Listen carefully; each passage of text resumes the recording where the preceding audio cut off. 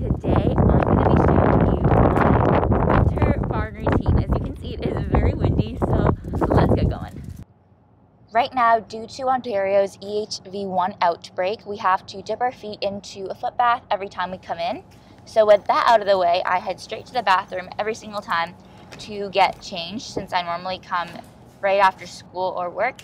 Outfit change done, and then I walk into the tack room, get myself ready, put on my gear, and then I grab tack for not just one boy, but both of the ponies. I grab their bridles and their girths first. Then I go to the saddle pad cupboard and pick out 2 saddle pads that I would like.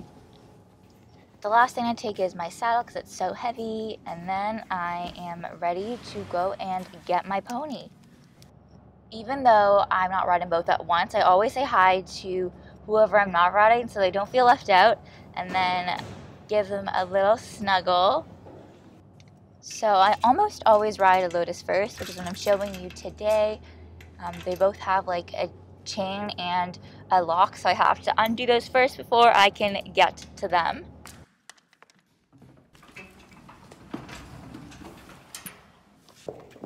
Then we take him to a cross tie. I'm very lucky to be able to have a cross tie to do him in instead of just doing him in a stall, because that would be very, very difficult, and he always knocks something down because he's very, very curious. First thing I do is pick out hooves, and then I go ahead and give him a really good curry. As you can see, he is very, very hairy, which also means that he's very dusty, but I think he enjoys the currying a lot. And then I just take this plastic hard brush and brush him off with that. Next, I boot him up. So these are the EquitFit, I think they're multi-tech boots. They are the brushing boot style with the sheep's wool lining on the inside. And as you can see, my grooming routine was pretty simplistic, and that's just because I do a better one after. Next, I throw on an Ogilvy saddle pad. It's a friction-free one, which I like. And then I put on my saddle, which is a Bruno with MDC Sport stirrups, the ones with like the twisty tops. Take off my stirrup covers, which my friendly Tal made for me. And then we start to do up our girth. I'm using the Ventec Bro Choice one, and I use it on both the boys. And when I'm doing it up at first, I do it a little bit looser so that they can warm up and breathe a little bit before I make it super duper tight. I always leave bridling for last for obvious reasons. So I just grab his bridle, which is a Greenhawk brand figure 8. And then I also grab my ear bonnet, which is a custom one from Talisman Bonnets. It's so gorgeous. And it also has the soundproof ears, which I find super helpful for you when you don't want to stuff your horse's ears. So I tack him up in that. Of course, he's gonna shake it off. Nothing ever goes right first try. But yeah, we get ourselves situated, do up all his buckles on his bridle, and then we're all good to go.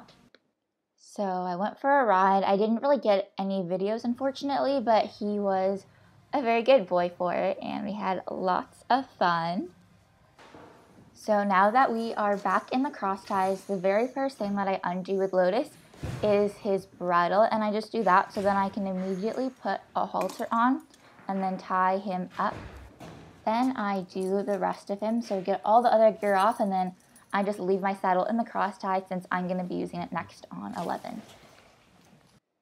My groom after the ride is when it gets thorough, so I pick out his feet first, and then I paint it with some hoof oil to keep it moisturized.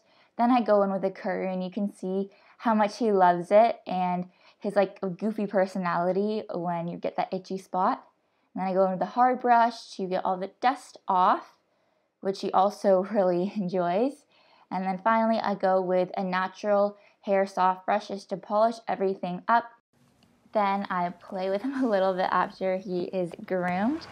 And then we take him back to his house. Before I get horse number 2 out, I just tidy up this spot. So I put back Lotus's boots. It's adorable because he always looks at me like whatever I'm doing because he knows that he's gonna like get to go out and be with me soon. So he is very happy to see me always. And then of course another snuggle. I don't know if you noticed, but there are so many snuggles in this riding routine because I snuggle all of them. This is a pretty similar grooming routine, so I just brush his legs first because that's where the polos are gonna go, and then I polo him up. So he goes in just regular 4 polos on all 4 legs, and that's because he has sensitive little leggies that get rubbed very easily. And I mean, I don't flex very often, but look at that polo job. I pride myself on doing good polos. I always do legs first, blanket off second, so now that that's done, that comes off. Because he's not dusty, I just use a soft brush to brush him, and then I tack him up. It's a habit of ours now to go in for a little cuddle, like he just rests his head on my shoulder every single day before I take off his halter.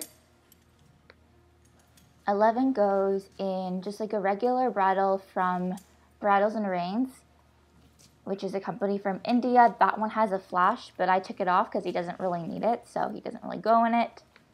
Once the buckles are all done up, then I can go ahead and just get on. And I actually just use a stool that I take into the cross tie with me.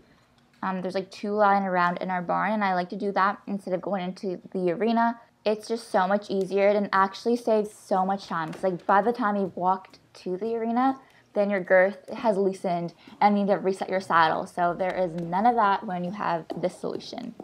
And then we go in for a ride. Yes, I know I didn't brush his tail, and that's on purpose because it gets flicked out anyway. So for the first 10 minutes of our ride, all I do is just walk on a loose rein to get him warmed up.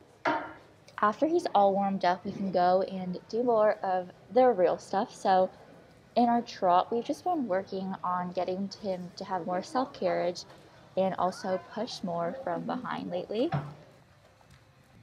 So it's the exact same deal in the canter. Our rides only last for 50 minutes because it's 10 minutes at the end and the beginning for walk, and then 30 minutes of actual work. So lately we've been working on our changes, so we'll do 2 down the long side with leg yielding in between. So after he's been walked out for 10 minutes, then I do my party trick, which is the stopping with no hands, and then I hop off. He gets a little snuggle, and then we start our untacking process. So with him, I just haven't tied him up, and that's simply because he's really good and there is nobody else in the barn and my dad is watching. So I just take everything off of him. I brush off his polos first, and then I undo them. Because he was still a little sweaty after a ride, I just decided to polo him while waiting for him to dry. And then now that we have finished our ride, I go in for a very thorough cleaning. I curry, and then he always tries to, I guess, brush me back while I brush him. And then I go into the hard brush, and then now I'm using the same natural Bristol soft brush. And then I do my tail care for 11. So first I curry out all the dead skin, then I spray it with Listerine baby oil combo, and then I just rub it in. It's very sad, but he likes to rub at his tail. So now we blanket him because he's been all nice and groomed. Now that he's all cozy, I go ahead and take a very soft rubber curry to his face, and then I use a cactus fiber soft brush to get out all of those sweat marks from his bridle.